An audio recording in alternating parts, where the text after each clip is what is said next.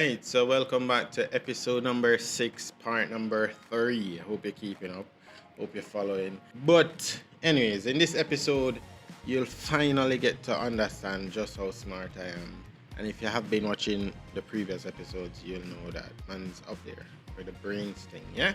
Nope. So, in this episode, we'll be dealing with logic, maths, music, art, transcendent beauty, and truth. Whole heap of questions. Don't know if I'm going to go through all of them as usual, but we'll see at the end of this episode. Judging by the length of this video, you should know whether or not I did actually go through with it. So before I start, I'm still awaiting that information from the brethren that's supposed to give me the explanation as to why there's no such thing as an ugly person. So should be getting it today. Should be able to add it in to this video, but we'll see. Thank you for tuning in. Thank you for joining. If you like this video, smash that like button, subscribe if you're new, and leave a comment in the description, whatever. Alright, whatever. But yeah, so the first question is, how does an immaterial purpose or intent come from a chemical accident with no intent behind it?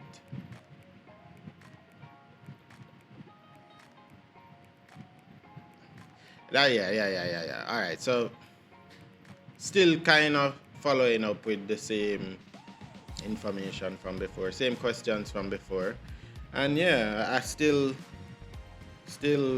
agree with the questions. I love the questions. I think the questions are really good. It's a good question to be able to answer, you know, and answering with a why as well is important. So most of you will default to God. Most that I know might be tuning in will default to God.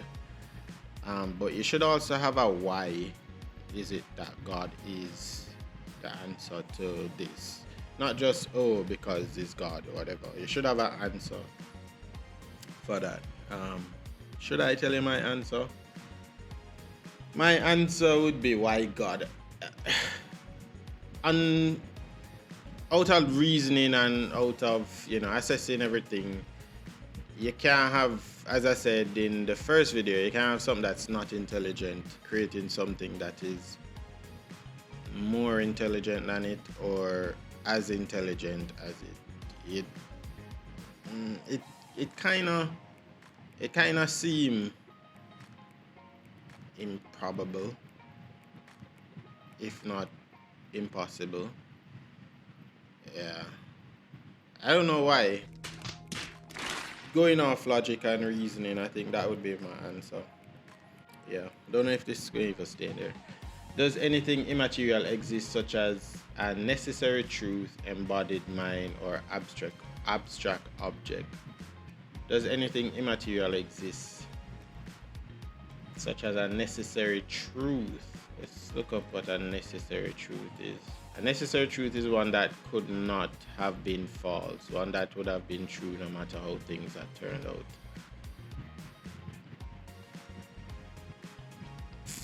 Alright. If matter is all there is, what are laws of logic, mathematics, and morals?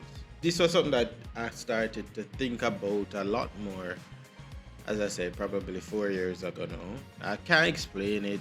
I'm not intelligent enough to articulate myself well enough to bring forward all the information that I've seen over that time period. But I could point you to videos that I watched that just made sense. I can't explain it, but these concepts exist before we exist as human beings. So if you're taking it from an evolutionary perspective of no God but just chance and so forth, then these things existed before our consciousness existed. If you say you come from the monkey has the same consciousness as you, because this consciousness is not identifiable in a time period that they put everything else evolutionary into. To say, oh, 1 million years ago, that's when consciousness came about. Have you ever had a dream that you Yes. you could you do you wi- you could do so you do you want him to do you so much you could do anything. Okay, so they say that the consciousness as it occurs in a primate with their more fully developed cortex may have evolved 5 million years ago at around the time when great apes split off from the lesser apes. Alright, so can evolution be conscious? That's the first thing we're looking at. Evolution cannot be conscious, just as it cannot be unconscious, silly, clever, or anxious. However, conscious, sentient animals, including reflectively thinking humans, are one of the most amazing products of evolution.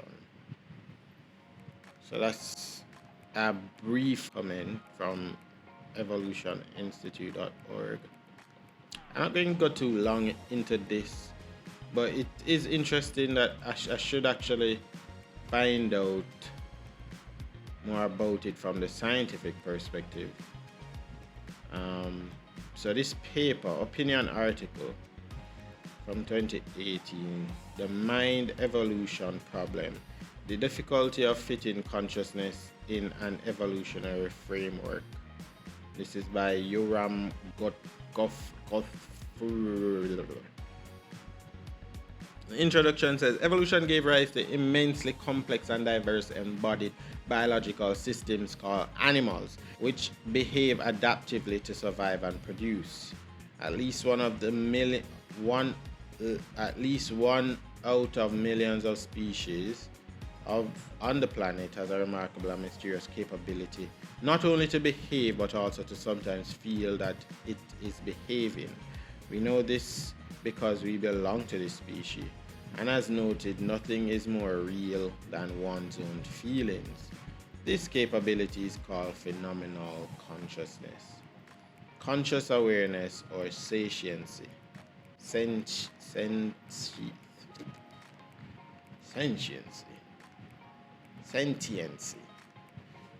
I know what it's pronounced. Sentient being. Sentiency. Stop it. Get some help. Somebody can pronounce this? Sentiency. Okay. Scientific agreement is that consciousness arises from the brain's activity. However, there is no understanding as to how. Intuitively, there needs to be a property in our brain that gives us this capability, a property that has evolved. Identifying this property and tracking its evolution is the key to understanding the evolution of consciousness. If consciousness is indeed a biological property, as is commonly recognized, we should be able to apply Nico Timberlake 4 questions. What are the mechanisms of consciousness? How is consciousness developed from birth? What is the survival value of consciousness? What is the evolutionary history of consciousness? Attempts to fit consciousness into an evolutionary framework. NS. Neutral state, FOC, function of consciousness, behaviors A, the group. Oh, okay, so A.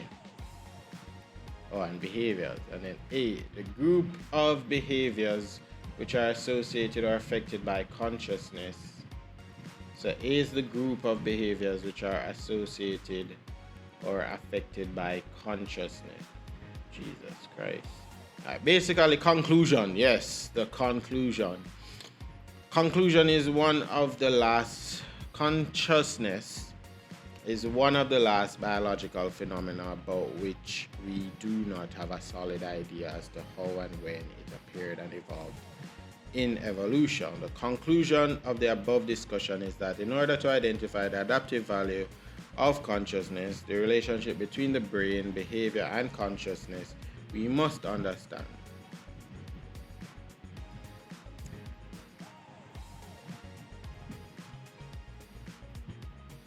relationships between the brain, behavior, and consciousness must be understood. Wow. Thus, the question of how the mind emerged in evolution is tightly linked with the question of how the mind emerges from the brain. It seems that the evolution of consciousness cannot be resolved without first solving the hard problem. Until then, I argue that strong claims about the evolution of consciousness based on the evolution of cognition are premature and unfalsifiable. Now, I could look at the evolution of cognition, that thing, but I don't want to. So, I will go back to the questions that were first answered. So, if matter is all that there is, what are the laws of logic, mathematics, and morals? Yeah, and I already understand the basic ideas of all these intangible concepts that existed before we were even tangible. And so, yeah, matter could not be all that there is, in my opinion. That's crazy though. The type of world that would exist without laws, without consciousness, with chance being the driver of what happens over the course of time, yeah, that would be crazy. Why accept similar laws of logic, morals, and math between Swedish people and Japanese people? Wow. Why expect similar laws of logic, morals, and math between Swedish people, Japanese people, when they have evolved differently and have different random brain chemistry operating their thoughts? I won't say that they evolved differently, but yeah, why expect? And this was similar to the question about where I said that what makes hurting people wrong. The response that people, skeptics and atheists, or predominantly probably atheists, would give, being that humans came together to decide it, blah blah blah, yada yada yada.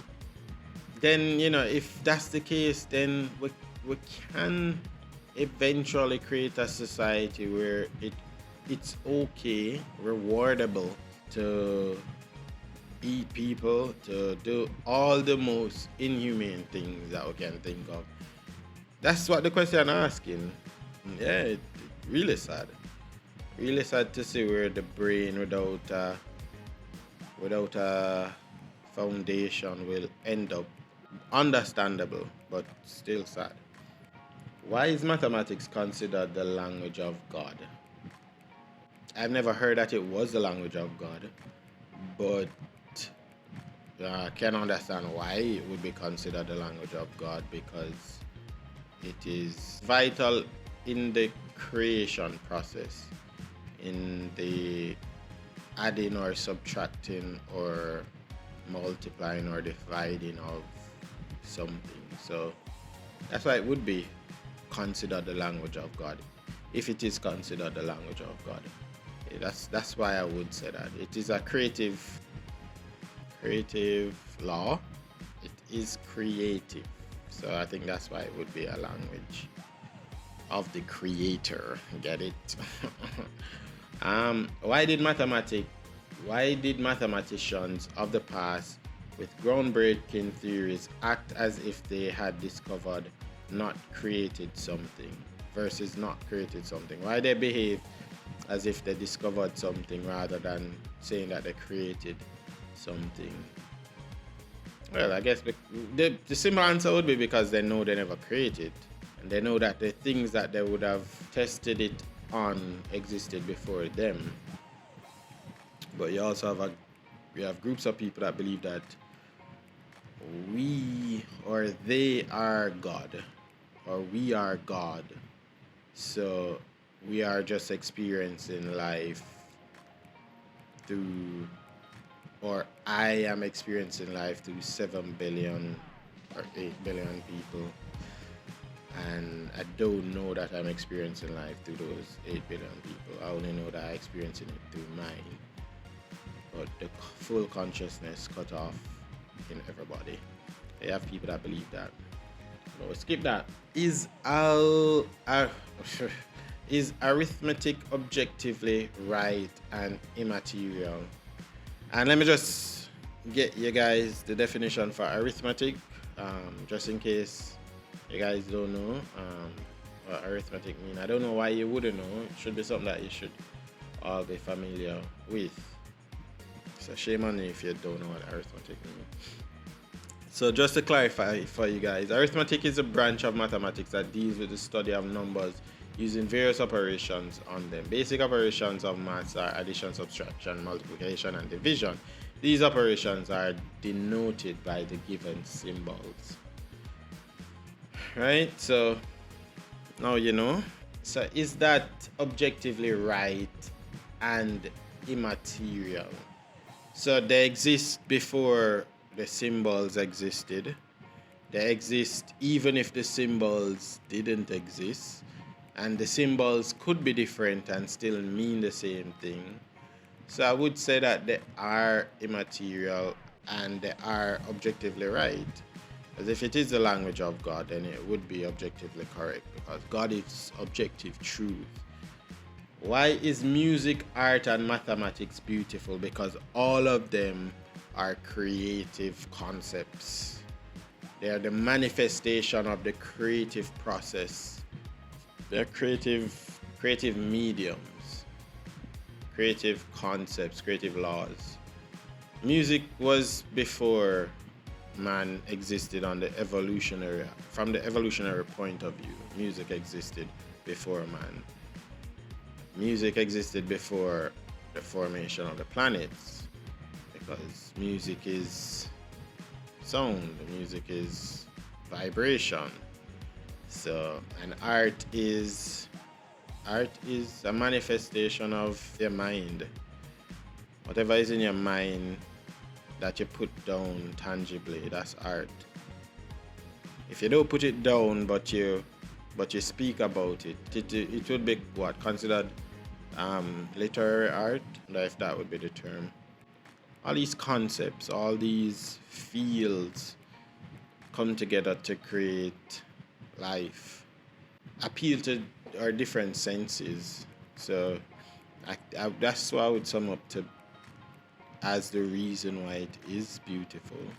I know that's not an intelligent response, but it is still art. It is my expression of the sense that is rumbling around up there. I could sing it to you, which would be music. To my ears, not so much to your ears. I get some complaints about how I'm singing. And it is mathematics in the sense that one person, is speaking to a few people, which is more than one. Alright, so it's beautiful. Honestly, the podcast show is a very beautiful show. Stop the cap! Right?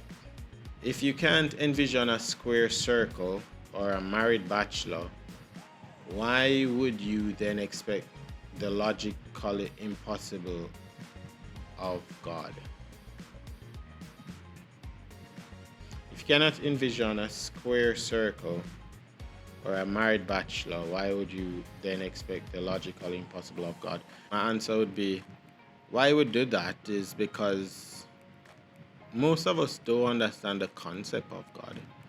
I don't think we understand the concept of God. I think what we understand as the concept of God is people that have told us about God, and their behavior aligned with the age in which we learned about God, because we never went back to assess what issues we were going through at the time that we learned it, the level of understanding that we had when we learned about God from these people, and the hurt that they put us through as well, teaching us about God, or just being human beings.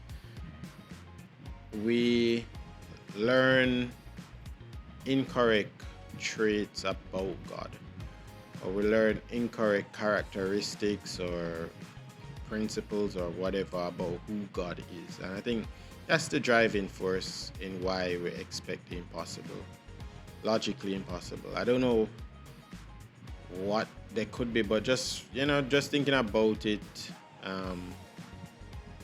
like questions like, if there's a God, why does good and evil, why does he allow good or evil to exist, or people to die from cancer, or babies to die from cancer? Questions like those are not logical.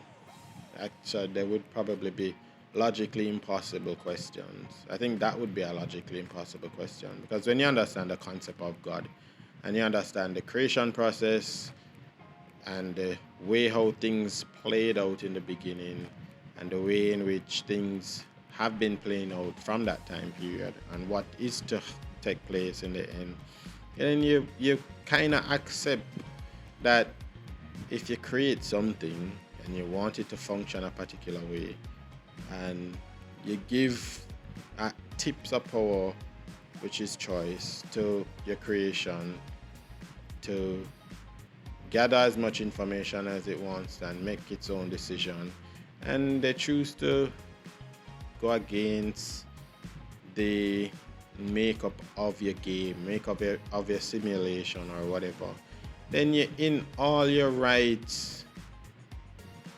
That's where the concept of rights come from. You're in all your rights to destroy the game, to let the game play out in a particular way and intervene at an appropriate time.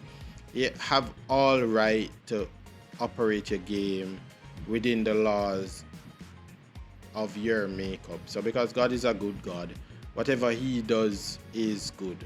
Because God is a loving God, whatever he does is loving. Because God is a just God, whatever he does is just and fair. Because God is a good God, things are done the way that they should be. Things work out in the most perfect way it could, because it's not you or me steering the ship. It's somebody that can see ahead of the ship, can see what steering it right would do, left would do, whatever, and has the power to intervene at any point in time. So the issue is just with the concept that we have of God. A lot of us have never sat down and reasoned with, firstly, Christians, to find out if the concept that they hold of who God is the same concept that I hold. I'm not talking about Trinitarian versus oneness Christians. That's a different discussion. I just on the basis of even just Trinitarian with another Trinitarian person, the concept of God so vastly different. A oneness person and another oneness person, the concept of God completely different. And that's because, how you choose to understand God.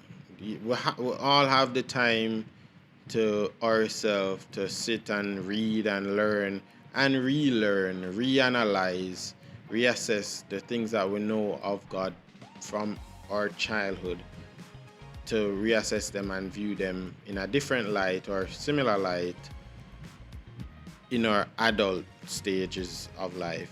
To have that option, a lot of us don't do it. For me, there's a mixture to how I do it. Right now I'm probably not doing it, but I know that I should do it. I know that that's how you dispel incorrect beliefs that you have.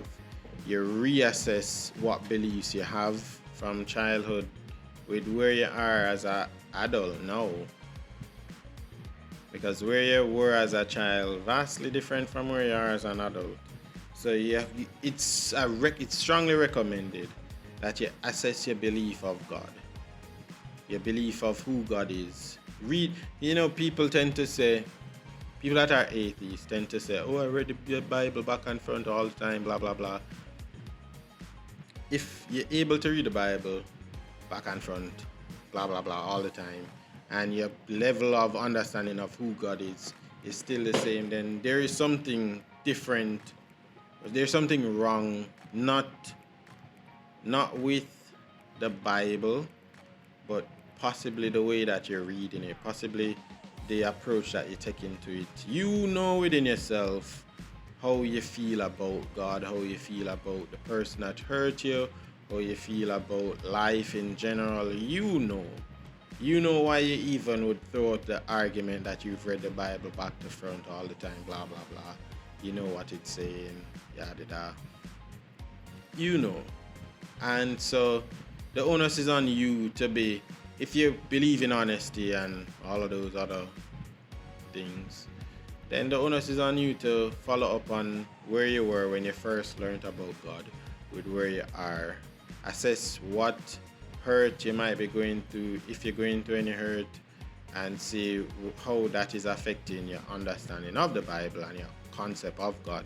That's what I would say, just right off the bat.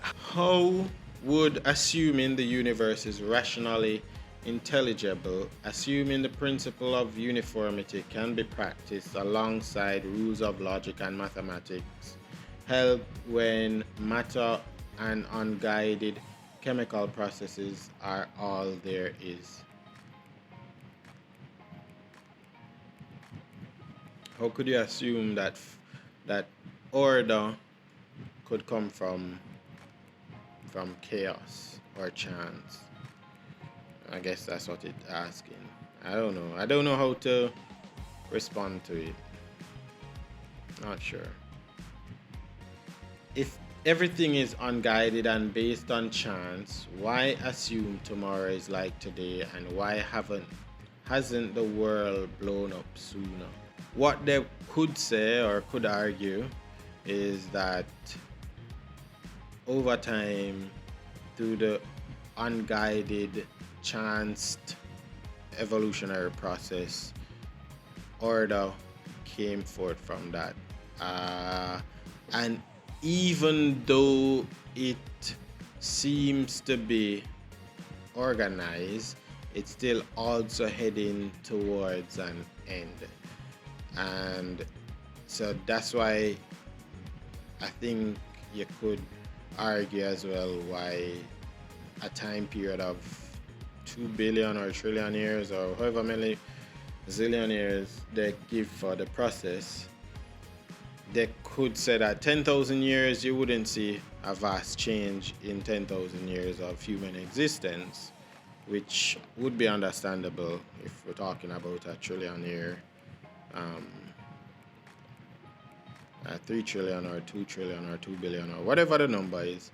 If we're talking about that amount of years that the world has existed, 10,000 years, you wouldn't be able to see that drastic of a change, evolutionary, macroevolutionary change from that aspect. You wouldn't be able to see it. So that's where I think that would come from, that it might seem like we're living in order right now, but it really is breaking down to, not breaking down, but it really is just continuing what you call that, a chaotic chanced cycle, I guess. And I can understand it, I fully can understand it. I still can say that, it's madness or whatever. If you're hungry, that's a sign food exists. If you're thirsty, that's a sign water exists. If you're lonely, that's a sign people exist. What if you're craving meaning outside what this world can offer, or longing for deeper satisfaction in life? That's a good question. Probably not the first part about food and water and people, but I crave love, and I crave attention and affection, and you know my story already.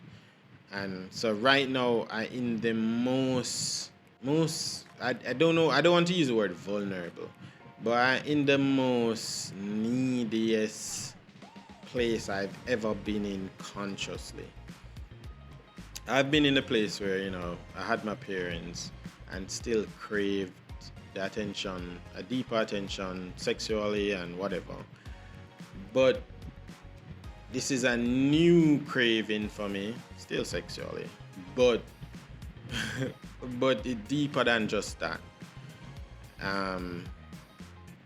Well, I had the craving for some time before they passed, but now I'm at a place where I do have certain distractions that they would offer, because parents offer a godlike, or parents should offer a godlike sense of security for a child, and they offered that for me in some ways, in whatever ways they could.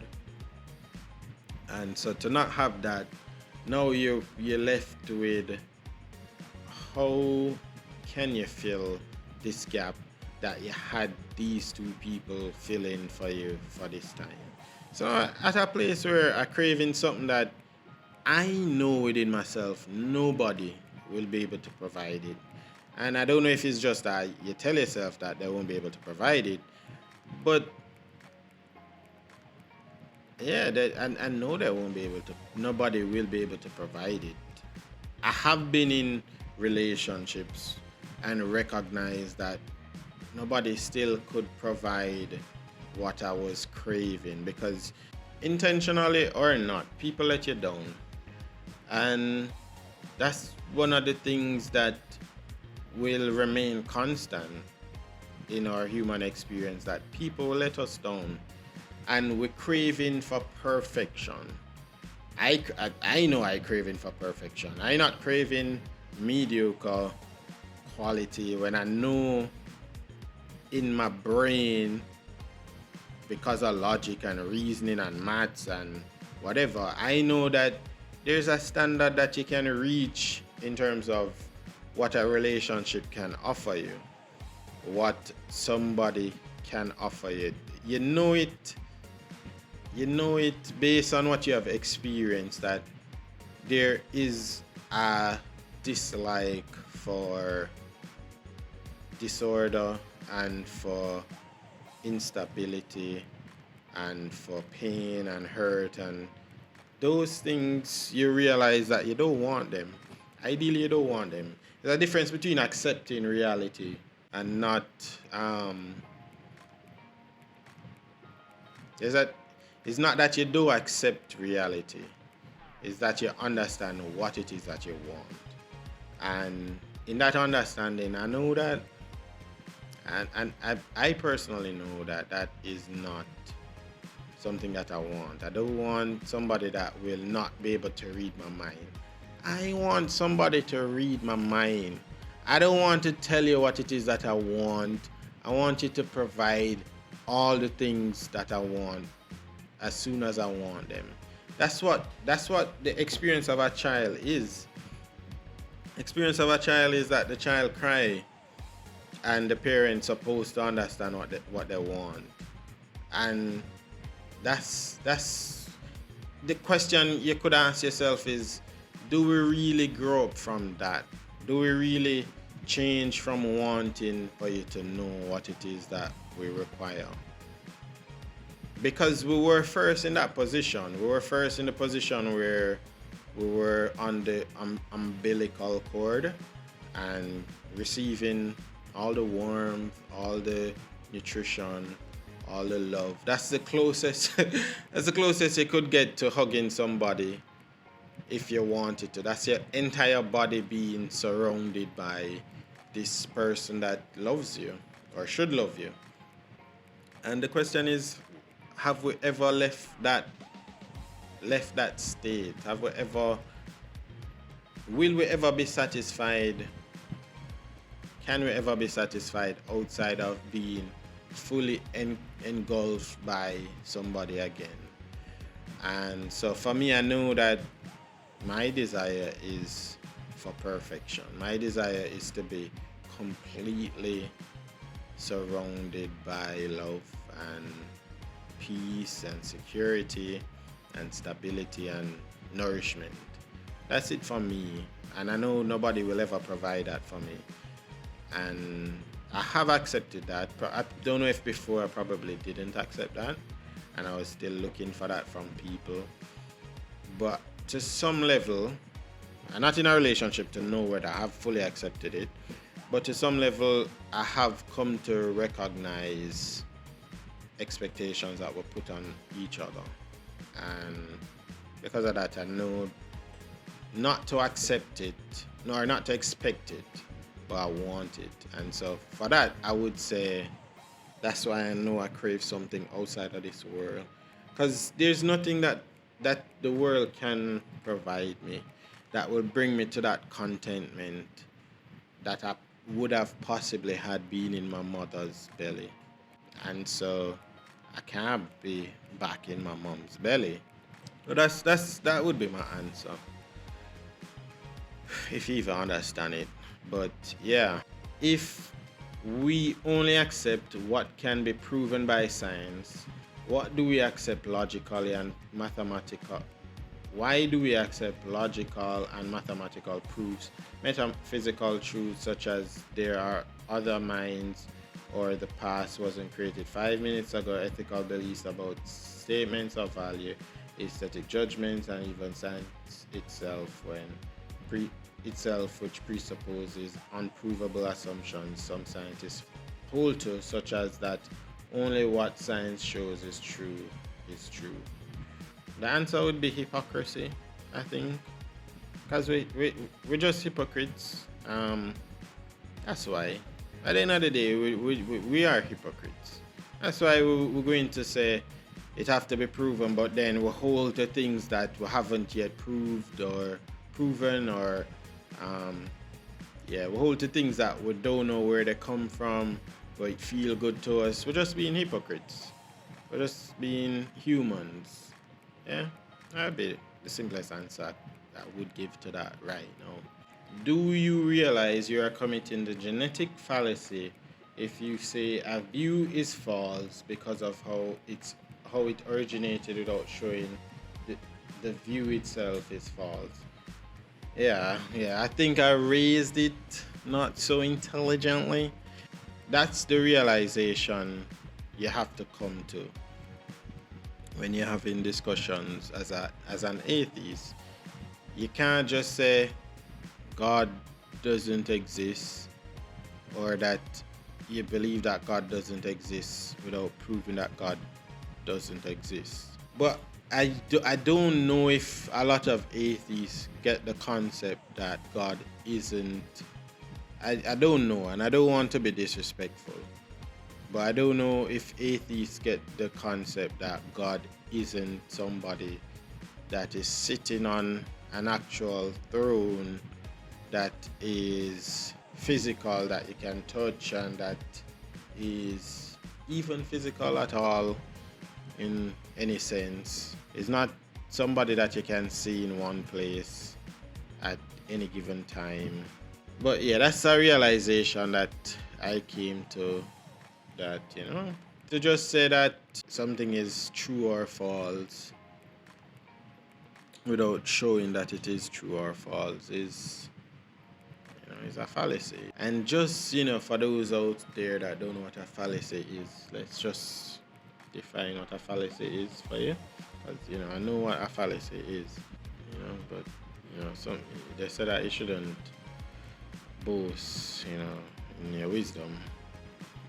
The genetic fallacy is a fallacy of irrelevance in which arguments or information are dismissed or validated based solely on their source of origin rather than their content.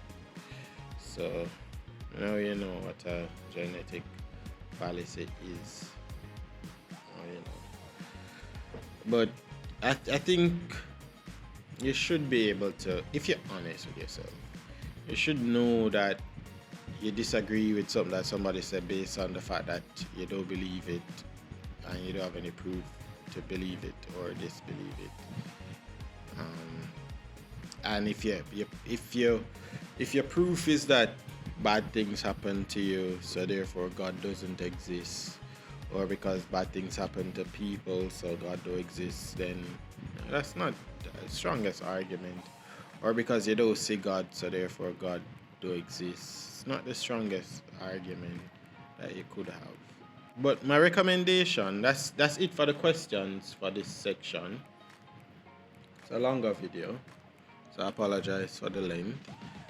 But the recommendation I have is always honesty. Be honest with your feelings. It's hard to be honest with your feelings, so but that's what it will take to realize and to recognize truths and versus falsehoods. When you understand that you're upset with an institution rather than with God, because you don't understand the concept of God and you understand the concept that was portrayed to you by an institution, then you will know where to direct your disdain. Big word, yeah. But you'll know where to direct that discomfort that you have. Right now, I was saying it to my counselor because I go back to counseling, guys. Yeah, all right. So, yeah. But I was saying to her that the other day I was coming home, and I was just saying to myself, if I could just have like a little, like a bit of power that I could like just punch God, so that him know how I feel, you know, and stuff. But that type of thinking ridiculous because God already know how I feel. God already saw what would have happened to my parents, what would have happened to my family, to all the other people that I don't think about because I don't want to think about them that related to my family, whether through just conversation or blood or whatever. He already witnessed all of that taking place, and you know, him could have do something, you know, because if him did just, you know, dip a bit into me and say, yo, this going to happen, more than go sleep, more than, you know, over here, you know, just not helping them. But when you understand that you can't out of your emotion understand truth, while you're in your emotion, while you're in certain emotions especially, you can't understand truth, you can't grasp truth, you won't ever be able to grasp truth. You can't be angry and grasp truth, because truth requires you to be humble, truth requires you to be open, and anger closes you off to embrace a particular way of doing something or reacting or feeling about something. And truth requires openness, vulnerability. You know, I sound so smart, and it requires a lack of pride. So yeah, when you understand those concepts, you do blame God, you blame how you learned what you learned about God, and then the next goal is to go about seeking after God. You know, if when you seek after God you choose to be upset with God, then that's a different thing. But ensure that who you're upset with is actually the person that you're upset with. Ensure that is not your perception that you're upset with. Ensure that is not your fantasy you're upset with. Ensure that if you're upset with God, ensure that it's God you're upset with. And yeah. So yeah, that's my encouragement. Be honest, be open, be vulnerable, and you will find God. Somebody say God is all around us, willing to teach us once we admit that we're extremely weak and vulnerable. I don't think I'm at that place to admit it. There are times when I realize just how vulnerable I am. And then there are times when I build a world around my emotions, my unsafe, insecure emotions. There are times when I build a distraction around it to not think about stuff like that.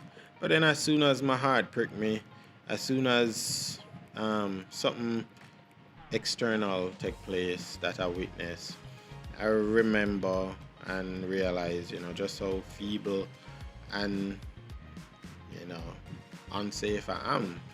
And that tend to push me in the direction of being and accepting how vulnerable I am. Man, if you're around me on any given time, and I'm being honest with you, I tell you how vulnerable I am. But as we can see, I still haven't gotten my message from the gentleman about the concept of everybody being ugly. And that's not what this section was about, apparently. I don't know if I'll put it in there. When him finally get around to sending me. But let me just start off by saying it's madness. It will play after this comment, but it's madness, complete madness, utter and complete madness. Him say I'm going to give me some Bible verses with it. I hope to God I see some Bible verses in that voice note or hear some Bible verses. But yeah, this segment was about truth and beauty and logic and maths and art and blah blah blah. Wasn't as long as I thought it would have been, which is interesting. But the episode was longer, and I'm still rambling. And I hope you enjoyed it. The next episode, I might skip this episode about consciousness and mind. Skip over those questions, and go to the nice questions. The nice questions. Questions that should be questions that I should be answering. And that one is the idea of a hidden or evil God. Those questions will be surrounding that concept. And so I hope that you will enjoy that episode when it comes out, if it does come out, all being well, God's will. And I hope that I will continue to be as honest as I can be.